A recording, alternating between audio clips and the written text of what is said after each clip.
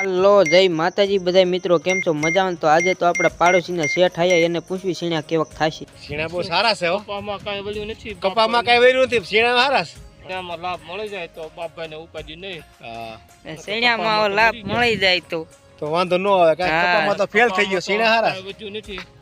કપામાં 500 ભાગમાં આવ્યા છે, મરી ગયા કે દાળિયામાં ધંધુ યુ જો સીણા હારા નથી બાપભાઈ। સીણા સારા એકલા, સીણા સારા। આ એક વાર માન હાલે કે આમ સેલું હાથી હાલે સીણામાં તરાહ થતા જાય છે હોતન કે જીરું જીરું હાકી નાખી છે। શેઠ આવ્યા હતા ઈ તો અમારે પાડોશી મારા કાકાના એટલે શેઠ હતા।